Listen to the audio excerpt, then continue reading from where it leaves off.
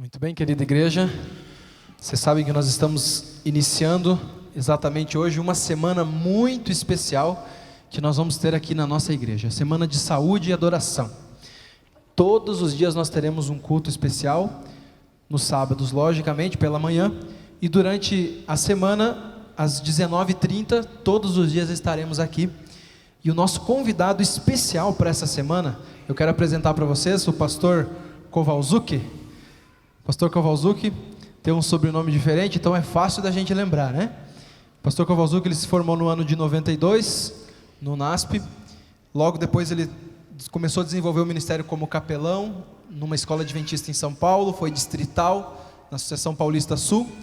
Foi transferido para a Associação Paulistana, ali no coração de São Paulo. E desenvolveu também o trabalho no litoral como distrital, em Santos. Depois foi departamental do Ministério da Família, Evangelismo, e agora está na área da saúde, departamental da área de saúde. Ele é casado com a Jaqueline. Cadê a Jaqueline? Pode ficar em pé? Isso, a Jaqueline. Uma saudação, igreja. E trouxe uma filha para a gente conhecer, que é a Natália. Cadê a Natália? Pode ficar em pé também, Natália, para a gente conhecer? Isso, a Natália tem 14 anos, mas eu sei que o pastor tem uma outra filha também, que é a Amanda, que tem 24 anos e infelizmente não pôde estar. Estarão conosco durante essa semana e com certeza vai ser uma bênção. Faça planos para vir todos os dias, para trazer pessoas, para trazer amigos.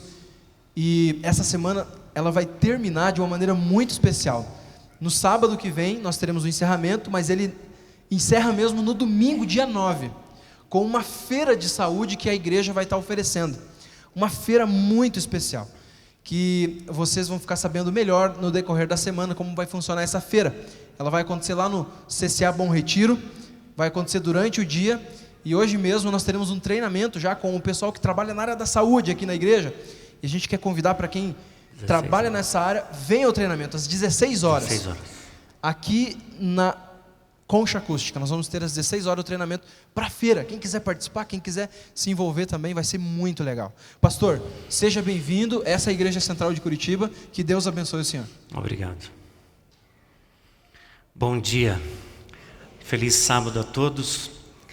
Essa é a segunda vez que eu estou entrando nessa igreja.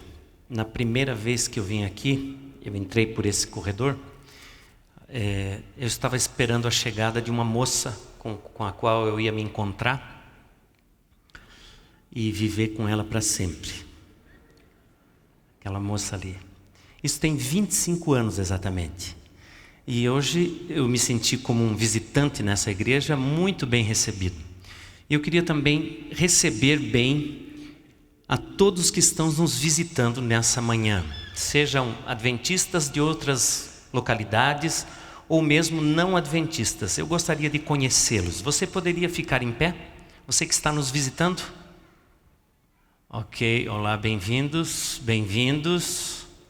É um prazer receber vocês. A nossa igreja tem o meu abraço para entregar para vocês. Muito bom. Muito obrigado, igreja. Não sente ainda. Eu queria convidar aos nossos irmãos que são membros de outras denominações, católicos, Assembleia de Deus, espíritas, que estão nos visitando, permaneçam em pé ainda. Os irmãos adventistas que estão nos visitando podem sentar, e os nossos irmãos de outras denominações continuem em pé ainda. Você vai receber um presentinho. Está recebendo um livrinho? Eu também já recebi o meu. É um privilégio poder entregar para você esse presente. É um privilégio meu também cumprimentar os nossos irmãos que estão nos acompanhando pela internet. Seja bem-vindo a essa reunião de adoração. Nós vamos entregar a Deus agora a nossa adoração. Vamos usar a nossa mente, vamos usar as nossas percepções e vamos conversar com Deus através do estudo da palavra. Antes de entrar no tema proposto para essa manhã, eu gostaria de poder gastar um pouquinho de tempo mais com oração. Então, do jeito que você está, apenas feche os olhos. Vamos orar. Maravilhoso Deus, nosso Pai, nosso Criador. Rendemos a Ti todo louvor, toda honra, porque o Senhor é digno de receber o nosso louvor e a nossa honra. Estendemos também a Ti a nossa gratidão por poder estar aqui nesse bom lugar, na Tua casa. e erguer a nossa voz sabendo que o Senhor está nos ouvindo. Querido Deus, separamos esse tempo para meditar na Tua palavra, para ouvir a Tua voz, e por isso pedimos que o Teu Espírito, de maneira especial, venha trabalhar conosco agora. Venha tocar as nossas percepções. E Pai, é possível que alguém veio para essa casa com algum problema, com alguma dificuldade, uma luta, alguma ansiedade. Eu quero humildemente implorar para que o Senhor tome esses cuidados em Tuas sagradas mãos, para que nada, nenhum outro assunto atrapalhe a nossa comunhão contigo agora. Cuida dos nossos assuntos que ficaram lá fora, para que nós ouçamos com atenção os Teus assuntos que vão ser partilhados aqui dentro. Nos abençoa, nos dá o Teu perdão. Nós oramos no nome sagrado do nosso Salvador Jesus. Amém, Senhor. Amém. Há 50 anos eu nasci num bom lar católico. A minha família era basicamente orientada espiritualmente pela minha avó, que era uma fervorosa e praticante católica. Ela me ensinou tudo o que eu queria saber e devia saber sobre religião. Foi com a minha avó. E quando ela conheceu a Igreja Adventista e mudou de religião, eu fiquei um pouco chocado, porque tudo que eu conhecia e sabia e entendia sobre religião, eu havia aprendido com ela. Não fez muito sentido para mim ela mudar de religião, mas como ela me trouxe também para a Igreja Adventista, eu vim sem fazer muitos questionamentos. Mas sempre ficou uma interrogação na minha mente, por que ela fez a opção de escolher a Igreja Adventista do Sétimo Dia? Eu devo dizer a você que a decisão dela não foi tomada muito numa base intelectual cognitiva. A minha avó era analfabeta, não sabia ler e nem escrever. Mas, de alguma maneira, ao vir para a Igreja Adventista, eu vi a mesma pessoa tão religiosa como antes, praticando uma religião diferente. Religiosidade não mudou, apesar de as convicções, os conhecimentos serem diferentes. E durante muito tempo eu vivi com essa questão. Por quê? Por que a minha avó escolheu a Igreja Adventista do Sétimo Dia? Você já se respondeu a essa pergunta? Por que você escolheu a Igreja Adventista do Sétimo Dia para ser membro, para ser batizado na Igreja Adventista? Você já disse para alguém por que você fez isso? Se você fosse escolher uma característica marcante, ou seja, a maior diferença que existe da Igreja Adventista para as demais denominações, que diferença você elegeria como a principal? Qual seria? A verdade. Será que eu poderia dizer que as outras denominações não ensinam a verdade? Será que eu poderia dizer isso? Eu não faria isso. Porque elas ensinam a palavra de Deus. Então não posso dizer que eles não ensinam a verdade. Qual seria a maior diferença da Igreja Adventista para as outras denominações? Que característica você acha que a Igreja Adventista tem, que é única e diferente de todas as outras denominações? O sábado. É bom que você saiba que além da Igreja Adventista do Sétimo Dia, existem outras 7 denominações aqui no Brasil que também guardam o sábado. O sábado não é uma característica exclusiva da Igreja Adventista do Sétimo Dia. Mas quando você fala do sábado, é bom a gente entender, você está falando de doutrina. Você está dizendo que doutrinariamente nós somos diferentes, ok? Não é isso que a gente está dizendo? Mas será que nós somos tão diferentes assim? Vamos falar um pouquinho sobre as doutrinas da Igreja Adventista do Sétimo Dia. As doutrinas da Igreja Adventista do Sétimo Dia, elas se desenvolveram num período muito curto. Mas você sabe, Os adventistas do sétimo dia trouxeram uma carga doutrinária muito grande de outras denominações, como os batistas, os metodistas, os presbiterianos, da Igreja de Deus. Então, as doutrinas adventistas não surgiram do nada.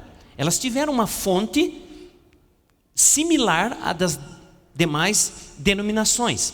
Deus confiou todas as suas verdades, a que nós chamamos a igreja, que é do Deus vivo, que é a coluna e baluarte da verdade, como nós vemos em 1 Timóteo, então, com o propósito de ensinar as verdades obtidas pela palavra de Deus a toda a humanidade. E você sabe, um grupo muito especial de pessoas da igreja esteve envolvidos nesse processo de 1844 a 1847.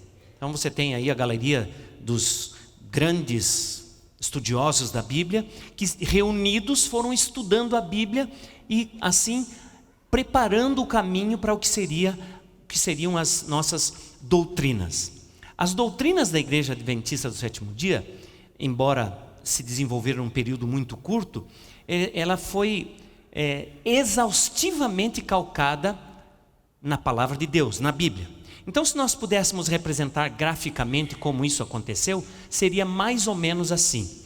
As Escrituras Sagradas foram a base das doutrinas da Igreja Adventista do Sétimo Dia, e então 4 pilares se ergueram nessa base, que é a volta de Jesus, o santuário, a mortalidade da alma, diferente de algumas denominações. Nós acreditamos que quando a pessoa morre, ela morre mesmo, e a lei de Deus. Sobre esses 4 pilares, as doutrinas adventistas encontraram então o apoio. Essas não são as doutrinas básicas da Igreja Adventista, mas talvez na época eram doutrinas diferenciais. O que nós não podemos dizer que é tanto hoje, pelo que nós já estudamos e conhecemos sobre as outras denominações. Quantas doutrinas nós temos em nosso cabedal de doutrinas? Quantas são? 6. São apenas 6 doutrinas. Nós temos de verdade 28 crenças fundamentais. Você sabe qual é a diferença entre uma crença fundamental e uma doutrina? Eu vou colocar aqui para você ver quais são essas doutrinas e algumas dessas crenças fundamentais. Então você tem aqui as doutrinas adventistas, que são muito parecidas com as doutrinas das outras denominações.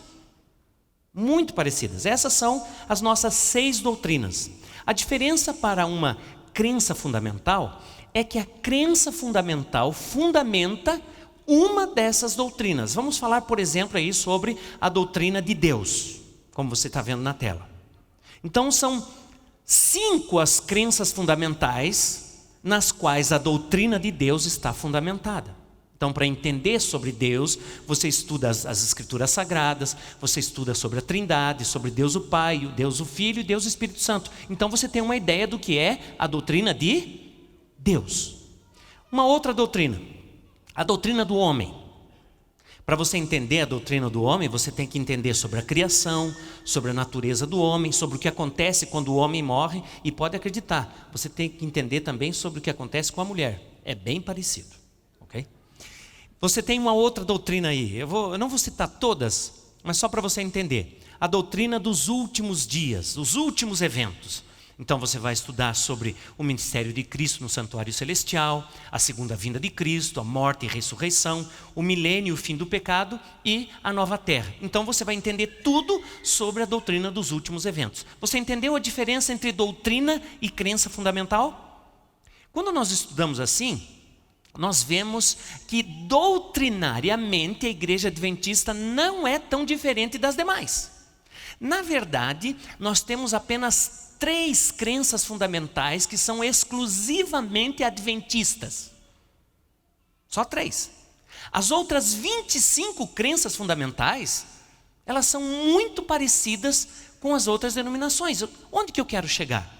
Eu quero te mostrar que doutrinariamente nós não somos tão diferentes. Então a pergunta volta: qual a diferença básica entre a Igreja Adventista e as demais denominações. Já vimos que não é doutrinária. Deixa eu explicar uma coisinha antes de passar para o próximo tópico. Quando você ouve falar que você vai assistir uma semana de saúde, o que você pensa? O que vem na sua mente? Na hora que falam aqui, anunciaram aqui, você vai ter uma semana de saúde aqui na igreja. O que vem na sua mente?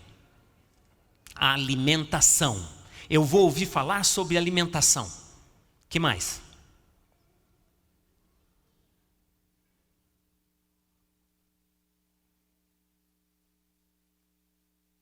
Exercício físico, os 8 remédios naturais, ok? É isso?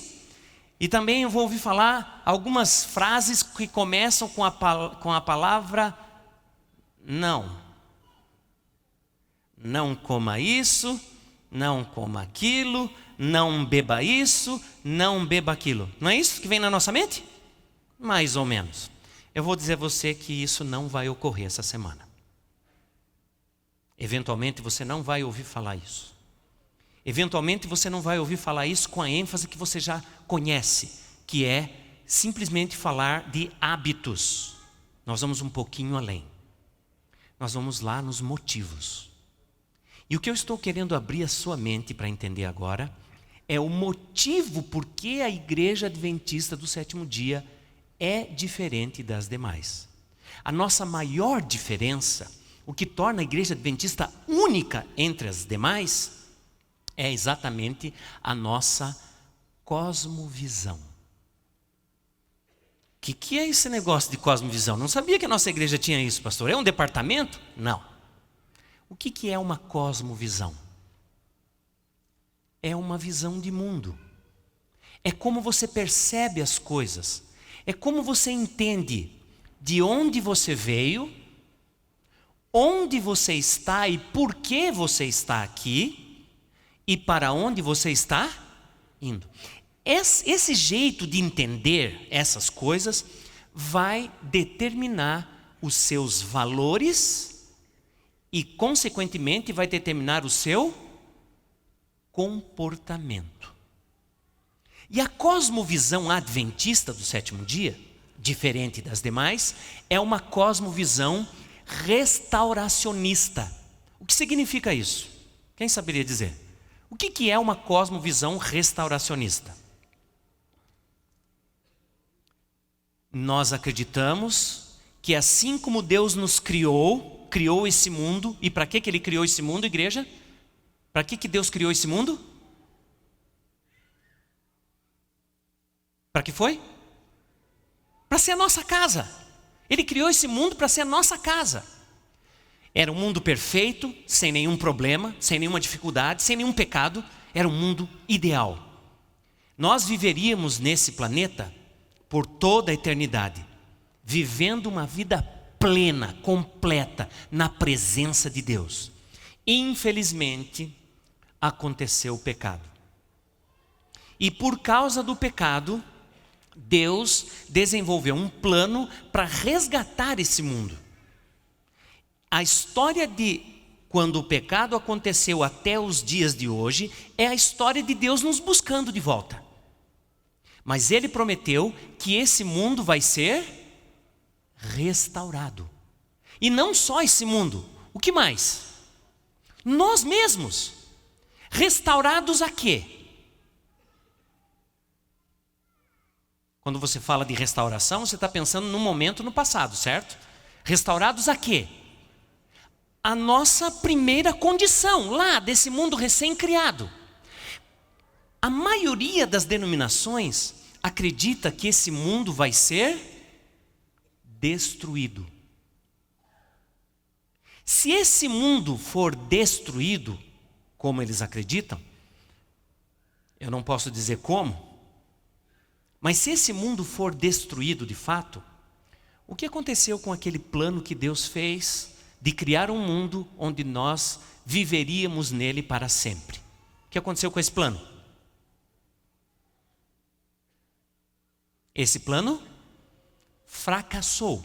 E se você diz que um plano de Deus fracassou, você está dizendo também que esse Deus não é um Deus tão poderoso assim. Nós adventistas acreditamos e ensinamos que esse mundo vai ser restaurado. E, de fato, nós adventistas acreditamos que esta restauração, a restauração desse mundo, já começou. Já começou. Quando? Abra sua Bíblia comigo em 2 Coríntios capítulo 5, versículo 17. 2 de Coríntios capítulo 5, versículo 17. Eu estou lendo na versão revista e atualizada no Brasil. E eu leio assim: e assim, se alguém está em Cristo, é nova criatura. As coisas antigas passaram e eis que se fizeram novas. Quando que essa restauração começa? No exato momento em que eu aceito a Cristo como meu Salvador. Tudo começa a mudar em mim. Minhas percepções, minha percepção de vida, do propósito da minha existência, do porquê eu estou aqui, para onde eu vou, como viver. Tudo isso muda no momento em que eu aceito a Cristo como meu Salvador pessoal. Em outras palavras, essa restauração começa por nós. Começa pelo ser humano. Deus começa restaurando esse mundo exatamente pelo que primeiro foi perdido lá no Éden. O que primeiro foi perdido lá no Éden? O homem e a mulher. Então Deus começa tudo no devido tempo, no devido lugar. A restauração desse mundo começou por você. Deus olha para você hoje e diz: você está no meu plano restaurando esse mundo. E se nós já estamos nesse processo de restauração desse mundo, já estamos andando nesse processo, estamos passando a ser pessoas mais parecidas com aquelas que moravam nesse mundo quando ele foi recém-criado, então realmente nós somos pessoas diferentes. Os nossos motivos são outros. As razões por que nós fazemos isso ou aquilo, porque nós nos comportamos assim ou desse jeito, são totalmente diferentes. Nós não fazemos as coisas boas porque devemos. Fazemos porque somos parte do plano de Deus de restauração desse mundo. É assim que eu cuido do meu corpo. Eu cuido do meu corpo não porque faz mal beber Coca-Cola. Não porque é prejudicial que eu coma esse alimento ou aquele alimento. Eu faço isso porque na minha mente eu estou sendo restaurado àquilo para o qual eu fui criado, para ser uma nova criatura em Cristo Jesus. Os meus motivos não são simplesmente ter saúde, apesar de que eu vou ter saúde, apesar de que eu vou desfrutar de uma melhora na qualidade de vida, mas o meu motivo maior ao praticar a reforma de saúde é: eu fui criado para isso.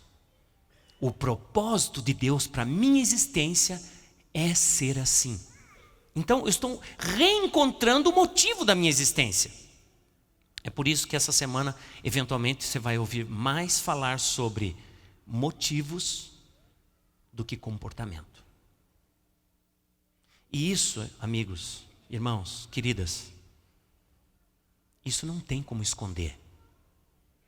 Porque é uma questão do nosso viver diário. Nós fomos criados para esse mundo. Esse mundo vai ser restaurado, vai ser a nossa casa. Deus não tem um plano B.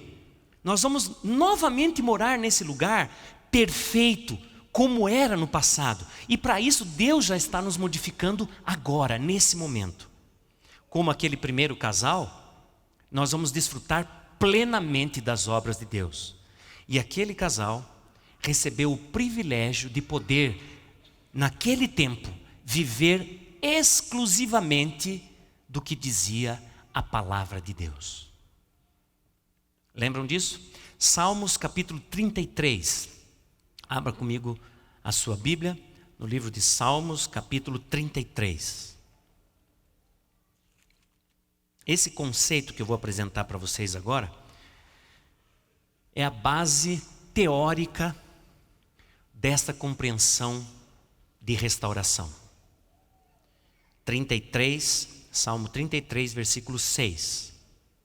Eu leio assim: os céus por sua palavra se fizeram, e pelo sopro da sua boca o exército deles foi formado. Como esse mundo veio à existência? Pela palavra. Pela palavra de Deus esse mundo existe. Pela palavra de Deus esse mundo subsiste. E aquele primeiro casal deveria, de uma maneira muito simples, a única exigência que Deus fez para que as coisas continuassem perfeitas é que eles obedecessem à palavra. O que dizia a palavra de Deus para aquele primeiro casal? O que dizia? É incrível fazer essa relação e descobrir que a palavra de Deus para aquele casal tinha a ver com comida. Não é curioso? O que dizia a palavra de Deus para eles? Foi a única ordem praticamente que Deus deu para eles. O que dizia? Não coma do fruto que está no meio do jardim. Você pode comer de todas as outras, menos dessa. Essa era a palavra de Deus para eles. Eles só tinham que fazer isso, obedecer essa palavra.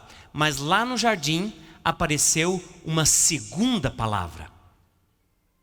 E o que dizia essa segunda palavra? É certo que não morrereis. Porque Deus sabe que no dia que vocês comerem desse fruto, vocês vão ser iguais a Deus. Então nós temos aqui a palavra de Deus que dizia: não coma. E a palavra que não era de Deus, a palavra do inimigo de Deus dizia: coma. Duas palavras. O que aquele casal devia fazer? Viver de toda palavra que sai da boca de Deus. Eu acho curiosa a expressão que aparece no livro de Romanos, capítulo 14. Venha comigo a Romanos, capítulo 14. É o versículo 17. Diz assim: o reino de Deus não é comida e nem bebida, mas justiça e paz e alegria no Espírito Santo. O reino de Deus não é comida e nem bebida. Às vezes acontece de eu ser convidado para ir em alguma congregação, um grupo de pessoas ou mesmo uma palestra, e falar sobre produtos.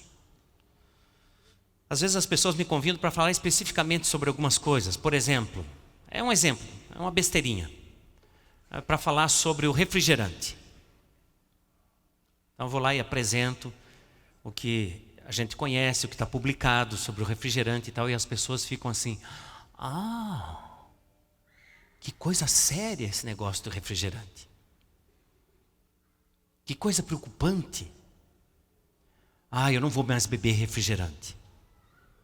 Agora eu vou somente vou beber suco natural. E não vou mais beber suco com açúcar. Pergunto para você, pensa um pouquinho antes de responder. O que mudou? Ela bebia refrigerante e agora passa a beber suco de fruta natural, sem açúcar. O que mudou? E não diga nada, porque mudou. O que mudou? Refrigerante, suco natural. O que mudou? O produto. Só mudou o produto. O que não mudou?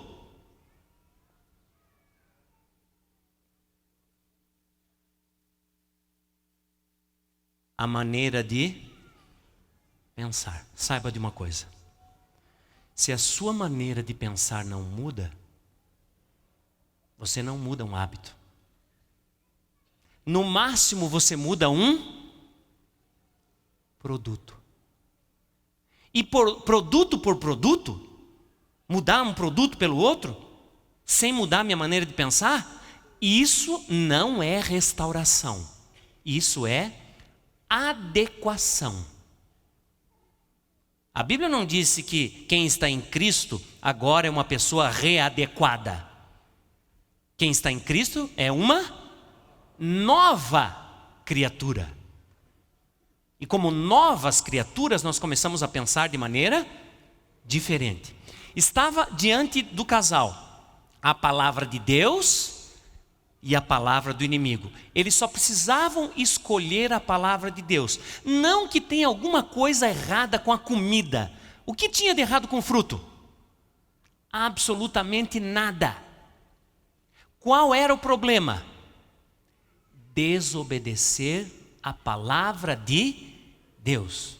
O reino de Deus não é comida e nem bebida. Jesus disse o que importa no reino de Deus. Abra sua Bíblia comigo em Mateus capítulo 4, versículo 4 também.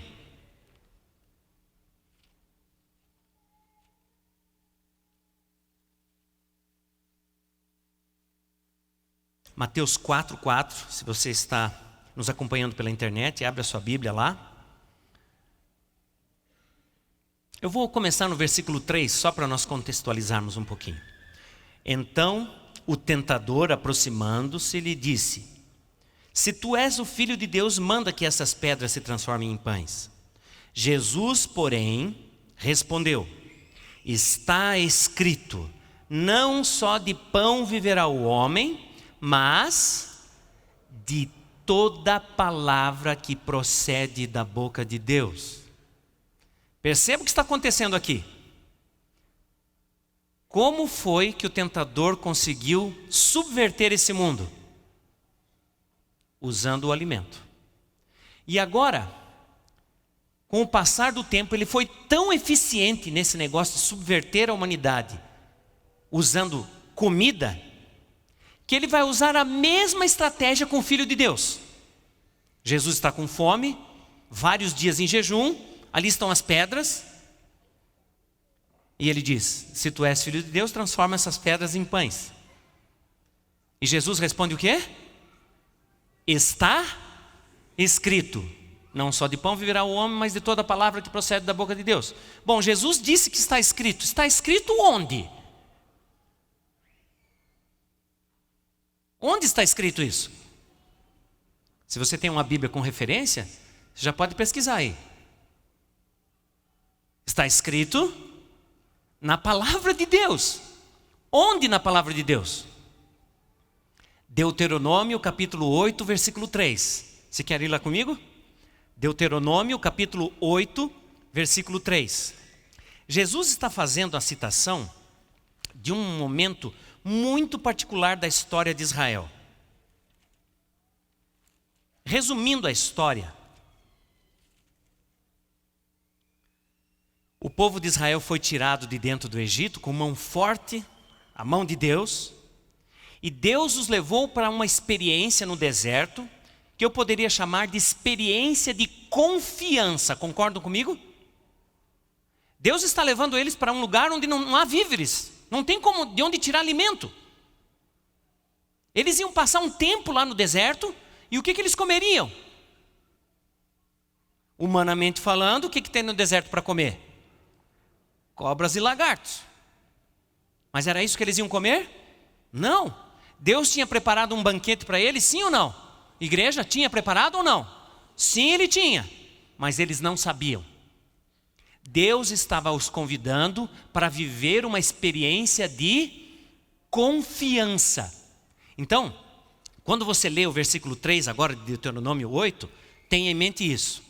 Veja se não é um relatóriozinho. Ele diz assim: ele te humilhou e te deixou ter fome e te sustentou com o maná que tu não conheceste, nem teus pais conheceram, para te dar a entender que não só de pão viverá o homem, mas de tudo que procede da boca do Senhor, disso viverá o homem. Deus estava conduzindo o povo no meio do deserto, passou fome um pouquinho, para eles entenderem que não importava a situação que eles passassem. Se eles tivessem confiança em Deus, se eles confiassem em Deus, eles iriam ter o necessário. Porque não só de pão, o pão não é a coisa mais importante. O mais importante é viver de tudo que procede da boca de Deus. Percebe?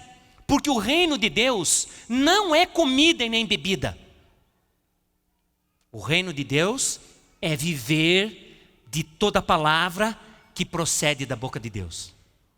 Entende? Isso é um passo adiante do que comer e beber. É um passo adiante do que escolher para comer. É confiança para viver de toda palavra que procede da boca de Deus. Você não acha curioso isso? Você não acha que alguém deve ter dito assim, mas para lá, Moisés, nós vamos ficar comendo esse maná aí? E a vitamina B12? Você não acha provável que alguém disse, mas Moisés, nós precisamos de carne, Moisés. Nós precisamos de carne. Você acha que vai ser fácil ficar comendo isso todo dia? 3 refeições por dia durante 7 dias na semana? 30 dias no mês ou 365 dias no ano? Moisés, isso aí não dá. Nós precisamos do básico, que é aquele bifinho. E Moisés estava dizendo, na verdade, vocês precisam aprender a viver de toda palavra que procede da boca de Deus. Você acha que a exigência de Deus mudou para nós hoje? Você acha que Deus agora quer outra coisa de nós? Não. Hoje a exigência é a mesma. Nós, em pleno século 21, devemos viver nesse mundo de toda palavra que procede da boca de Deus. Então, primeiro nós buscamos na revelação da palavra de Deus o que Ele quer de nós. Então nós vivemos porque temos um propósito. Nós fomos criados para isso, para viver de toda palavra que procede da boca de Deus. Nós estamos sendo transformados para isso, para viver de toda palavra que procede da boca de Deus. E amigos, o propósito de Deus vai se cumprir, você queira ou não. Eu prefiro que se cumpra também em minha vida, e você? Eu prefiro. Foi um dia trágico quando aquela garota se aproximou daquela árvore e resolveu não viver de toda palavra que sai da boca de Deus. Talvez até aquele foi o pior momento da história desse mundo. E não foi só porque ela comeu, mas ela comeu e foi lá e deu para o coitadinho do marido.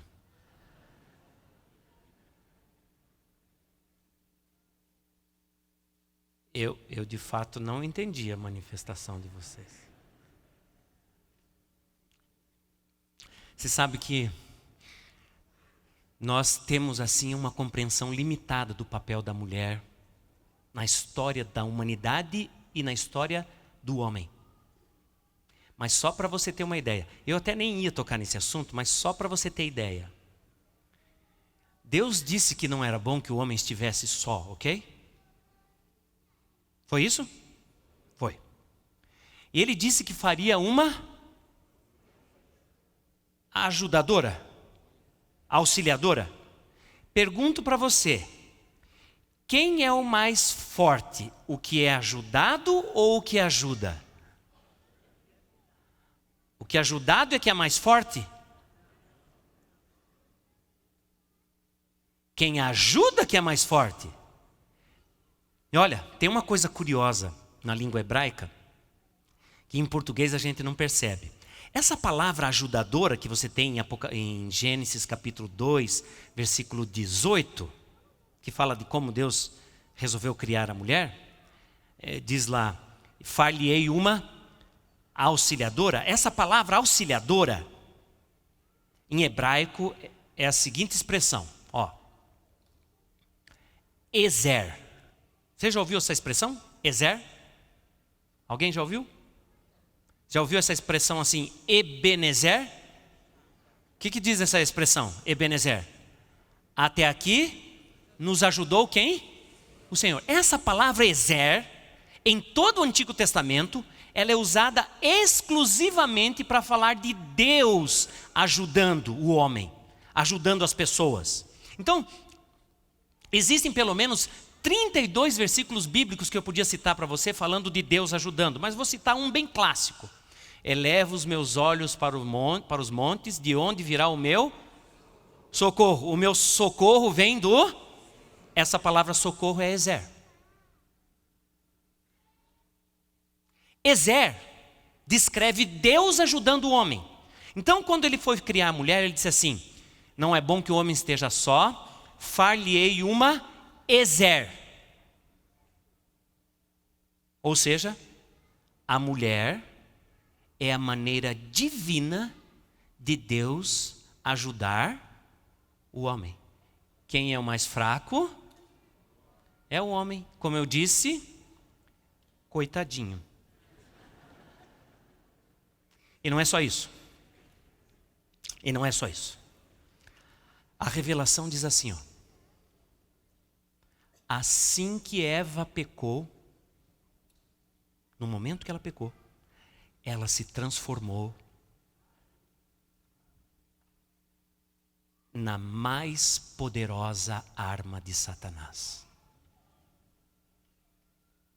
Assim que Eva pecou, ela se transformou na arma mais poderosa de Satanás. Coitadinho. Depois desse momento, o nosso mundo caiu em desgraça. Os nossos primeiros pais foram levados para fora do jardim e ali eles teriam que viver. Mas a exigência de Deus não mudaria. Eles teriam que continuar vivendo de toda palavra que sai da boca de Deus. A exigência continuaria a mesma. O reino de Cristo aqui na terra seria composto pelas pessoas que continuariam vivendo de toda palavra que sai da boca de Deus. Esse era o propósito para o plano de Deus. E amigos, queridos, esse é o propósito de Deus para a sua vida. Ele quer ser o rei da sua existência. Ele quer devolver para você a liberdade que foi perdida quando esse mundo foi entregue nas mãos do tentador. Deus quer e pode te libertar de tudo que te oprime. Tudo. Sejam palavras, pensamentos, atitudes, hábitos. Deus pode e quer te libertar. E o maior desejo dele é te recolocar nesse mundo restaurado. E para isso é muito importante que você entenda que somente pela graça de Deus você vai chegar lá. E é uma atitude exclusiva de Deus te colocar nesse mundo perfeito restaurado. E não está longe, amigos. Não importa qual seja a condição de pecado que você esteja vivendo agora. Não importa quão suja seja a sua vida agora. Não importa quão terríveis sejam os teus hábitos agora. Deus quer operar em você um milagre e te transformar numa nova criatura. A partir deste momento, para que o propósito dele se cumpra inteiramente na sua vida, a partir de agora. É possível você sair desse lugar, agora, vivendo de toda a palavra que sai da boca de Deus. Sendo uma pessoa renovada. Não é só mudança de hábitos. Não é só trocar de produtos. É uma mudança na maneira de pensar. É basicamente sobre isso que eu quero conversar com você toda semana. Jesus espera te dar as boas-vindas nesse novo mundo. Você pode estender as mãos para Jesus hoje e dizer: Senhor, eu quero estar nessa nova terra renovada. Eu quero estar lá. Opera em mim o poder de viver segundo toda a palavra que sai da boca de Deus. Eu não conheço você. Não sei quais são as suas lutas. Não sei o que te preocupa. Não sei quais são os problemas que você vive. Mas eu sei que há um Deus no céu, olhando por você nessa hora, desejoso de fazer de você um vencedor, uma vencedora. Gostaria você de dizer a Deus hoje: Senhor, eu quero viver de toda palavra que procede da tua boca. Eu quero uma renovação espiritual em mim agora. Gostaria de dizer isso a Deus? Feche os seus olhos, ore comigo. Poderoso Deus, nosso Criador, humildemente nos curvamos diante da tua palavra, entendendo o maravilhoso propósito que o Senhor tem para com a nossa vida, de uma vida feliz, plena e infinita. Entendemos que isso só é possível pelos méritos do nosso Salvador Jesus Cristo. Enquanto vivemos nesse mundo, somos pressionados de tantas maneiras a esquecer a tua palavra, a nos deixar levar pelas tendências do mundo, pelos pensamentos do mundo, pelas teorias do mundo, quando a única coisa que nos basta e nos é suficiente é a tua sagrada palavra. Hoje, confrontados com essa verdade, entendemos que muitas mudanças têm que acontecer na nossa vida, mas elas não serão efetivas se ficarem apenas nos atos, nos hábitos ou nos produtos. Nós queremos uma mudança completa na nossa maneira de pensar. Queremos pensar como o Senhor pensa, pautados pela tua palavra e vitoriosos pelo sangue do Cordeiro. Começa essa mudança em nós, Senhor. E que as primeiras pessoas a perceberem e sentirem isso sejam os nossos familiares, nosso cônjuge, filhos, nossos amigos. Que eles comecem a perceber que há na terra de verdade um povo que vive de toda a palavra que procede da boca de Deus. Que esse fato comece a ser sentido pelas pessoas desta congregação, Senhor. E que se algum nome for glorificado, se alguém for exaltado, que seja o nome do nosso Salvador Jesus, porque é em nome dele que oramos e agradecemos. Amém, Senhor.